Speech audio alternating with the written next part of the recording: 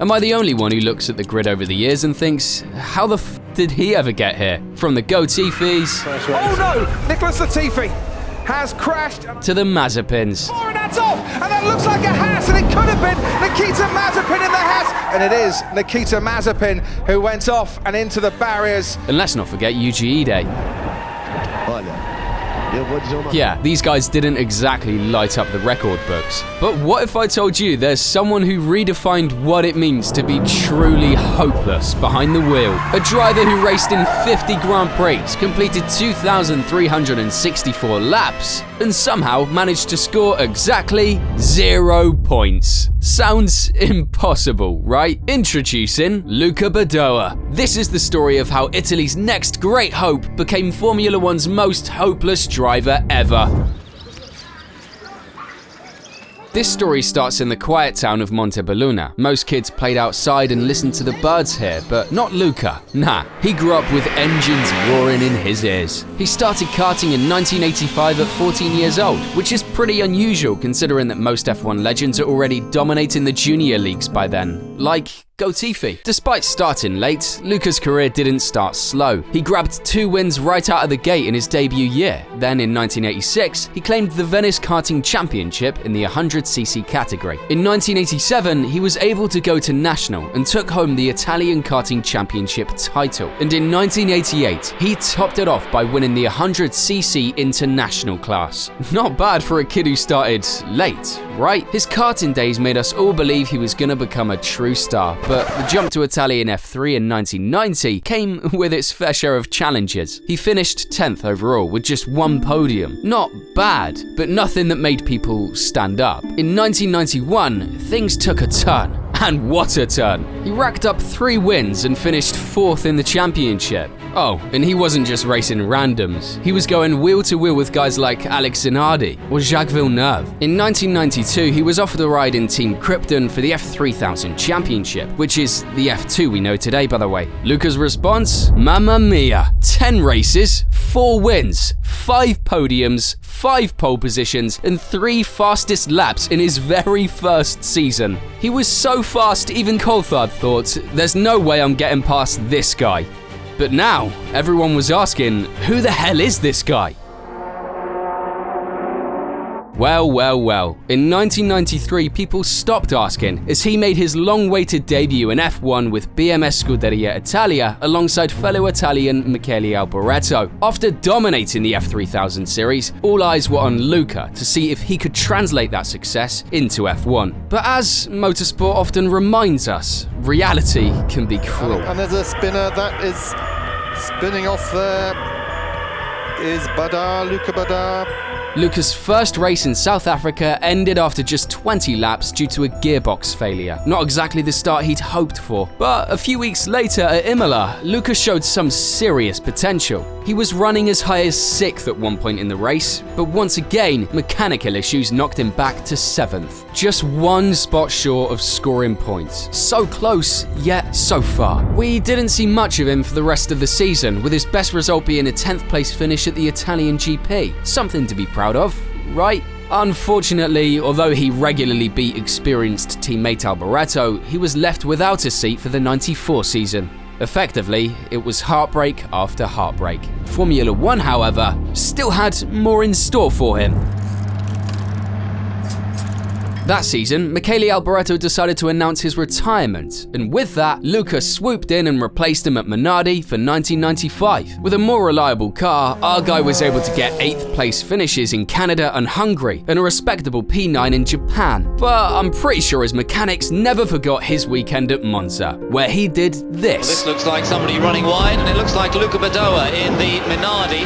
And this. Oh, and there we see Luca Badoer. That's a big shot. The left rear, the wing is off the car. And look at the impact. Heavy impact on the left rear. He'll have a stiff neck. Yeah, definitely not the best, but hey. If everything seems under control, you're not going fast enough, period. 1996 brought another twist in Luca's career as he joined 40. The team came into the season with plenty of optimism. They had Luca, an experienced driver, and Pedro Diniz, a second-year driver who brought, well, substantial financial backing. But Pedro wasn't exactly thrilled with 40. Despite his sponsors' funding, he felt like he was throwing money at a car that couldn't compete. So, even before the season kicked off, the Brazilian jumped ship to Ligier, taking his financial support with him and leaving 40 in a seriously tough spot. In the first 10 GPs, Badoer only managed to cross the finish line twice. He couldn't even qualify for 4 of them. And then, just to make things even worse, 2 crashes and 2 mechanical issues. What a disaster. At least in Argentina, he was able to make his former teammate feel the hell he was going through. And that's a 40 car, I believe. It's Marshall's not being a great deal of help. And it is Luca Badoer. Out goes the... And my goodness, that is Pedro Diniz. His car burst into flames. Karma, I guess. But you're probably wondering what happened to the rest of the season. Well, it didn't exist. By the 11th race, the team went bankrupt and vanished without a trace, leaving the Italian without a seat once again. By 1997, Luca had been bouncing in and out of F1 for 6 years, and to be honest, things hadn't exactly gone his way. But then, in a surprising twist, Luca Badoer managed to catch the attention of the Scuderia. Yeah, the real one this time, and secured a contract for the upcoming season, as a test driver, obviously. Sure, it wasn't the full-time seat he had dreamed of, but let's be real, would any Italian turn that down? And it ended up being a great move for our boy, because to be honest, it kept him very close to F1, and just 2 years later, an opportunity would come knocking once again. After some solid work in the shadows, and probably a bit of politics, he got one final shot in 1999 with Minardi. Now, if you thought his luck was about to change, think again. When I wrote hopeless in the title, I bloody meant it. So let's start with the Australian GP, forced retirement due to gearbox issues. I always wonder if these gearbox issues are actually out of their control or just a result of horrific gear shifting. Well, we would find out soon. Luca had a bad crash during testing, and it wasn't just a small accident. He ended up with a broken hand. So obviously, he was out for the next race. Maybe Mr. Strulovic is more of a man than I thought after all. He was replaced by Stefan Sarrazin, but managed to come back 3 weeks later for the San Marino Grand Prix, where things started to look a bit better. The car's reliability improved, but unfortunately, it wasn't enough to really turn his season around. Even though Luca frequently outqualified his teammate, Marc Genet, on Saturdays, the Spaniard usually finished higher on Sundays. And then, one of the biggest gut punches came just after Schumi's crash at Silverstone. And Ide was right alongside Michael Schumacher. He's locked his brakes on the brakes. It's a mistake. Rumours started flying that the Scuderia might give their test driver a call, right? Well, in Maranello, they had other ideas. In fact, in our opinion, we had two options. To take Luca from Minardi and use him as a spare driver. And considering the pressure, the tension which we know we will be living at the moment, we felt it was better to ask Mika Salo to drive the car. Leaving Luca watching from the sidelines as another golden opportunity slipped through his fingers. Ouch. But the real heartbreak came on September 26th, 1999. Heading into the weekend of the European GP, Genet's contract renewal was practically a done deal. All eyes were on the Italian garage, and the pressure was mounting. After another qualifying session where he outpaced his teammate, race day arrived, and right in front of him, the chaos. Out and the lights are still on, and Frentzen has jumped the start. Not only Somebody's over. Bang, and that's a Benetton in the background. Sauber, I think, Murray. Sauber. Frentzen stops. He's lost the prop on turn 3. That's Coulthard off the road. David Coulthard has gone off. Wow, my God, this is unbelievable. There he is. He stalled it too. He's out of the race, and off goes Schumacher. I think he'll recover from there, but I'm a bit concerned as to why the left front is up in the air. He's got a puncture. Against all odds, Minardi's one-stop strategy was working wonders. Badoer steadily climbed up the ranks, and with just 13 laps to go, he was on the verge of a podium. Luca was on the verge of scoring his first ever F1 points after 45 races. 45 races of heartbreak, close calls and setbacks, and here he was, finally about to break the curse. The moment he had been waiting for his entire F1 career. The chance to silence the doubters, to prove he truly belonged in the sport. And then... This is Badoer out of the race.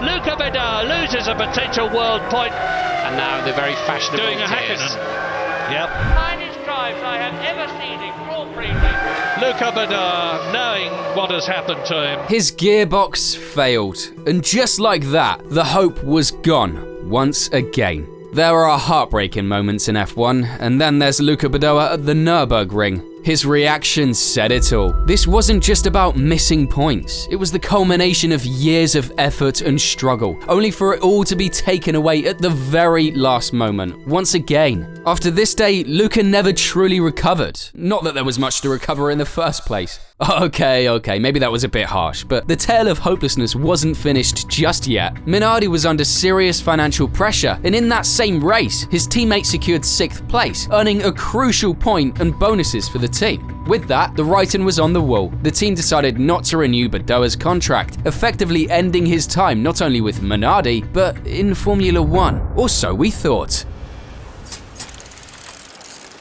Fast forward to 2009, with Felipe Massa sidelined by that horrifying crash in Hungary, Ferrari suddenly found themselves in need of a replacement driver. For a brief moment, there was excitement over the potential return of a 7-time world champion. Unfortunately, those plans were thwarted due to a neck injury. So, who did Ferrari turn to? I realized my dream. When I was a small child, I was watching the race in the television with my father, and I was thinking, when I'm big, I want to make a Formula 1 driver, but I want to drive Ferrari. So I work all my life to get it, and now finally I have it. This was it. The kid from Montebelluna would come back, live out his dreams with the Scuderia. His chance at redemption, proving to the world why you should never lose hope and give up. Well, Badoer's comeback wasn't going to be easy. After all, he hadn't raced in F1 in over 10 years. Ferrari's 2009 car was unfamiliar territory, to put it lightly, and to make things worse, his first race would be at Valencia, a circuit he'd never driven before. While his teammate Kimi finished 3rd, he finished dead last, lapped by the leaders and 35 seconds behind the second-to-last driver, Jamie Alguersuari. Oof. At the next race in Belgium, nothing changed. The Italian finished last again, almost a minute behind the car in front. Meanwhile, Raikkonen took the win. These performances were, well, hopeless. But doing this in Parc Fermé didn't help either. That's why after just 2 weekends, honestly, I was surprised they gave him a second one in the first place, Ferrari sacked him. Giancarlo Fisichella was the chosen one to take over for the rest of the season. It was a quiet exit for a driver who had once been Italy's next big hope. When you hear the name Luca Badoer, what do you see? A hopeless driver who spent 50 races in Formula 1 without ever scoring a single point? Yeah, the stats say that, but if you only focus on the numbers, you're missing the heart of the story, the man behind those numbers. Sure, I've thrown the label hopeless on him because of the zeros next to his name, but if we dig deeper past the F1 results, I do find it remarkable to see such a man who never stopped fighting. He showed up, trying day after day, weekend after weekend, season after season to prove to himself and to the world that he belonged on track. How many drivers would keep going without a point to their name? How many would continue to put in the miles knowing they'd probably never see the podium? And how many would stay loyal, working tirelessly behind the scenes knowing the spotlight would always shine on somebody else? So, was Luca Badoer the most hopeless F1 driver? Maybe in the eyes of some, but in the end, I think hopeless isn't quite the right word. A man who refuses to quit, who gives everything for the sport he loves, no matter how many times he falls short, is anything but hopeless. Perhaps unluckiest. You let me know. But first, let's add our boy to the list. Honestly, Luca Badoer is a tough driver to rank. On one hand, he was a driver with undeniable talent in F3000, but when it came to F1, the results just weren't there. He had flashes of potential, but it always seemed like bad luck or unreliable machinery, gearboxes, got in his way. You've got to give him credit for his contributions for Ferrari as a test driver, but 50 GPs without a single point is a a tough stat to overlook. That's why I'd place him in the bad category, right alongside Goatifis and Maldonado. And at least he didn't pay his way into F1. If you want to compare him with the rest on our list, make sure to watch these ones next. And as always, thank you for watching.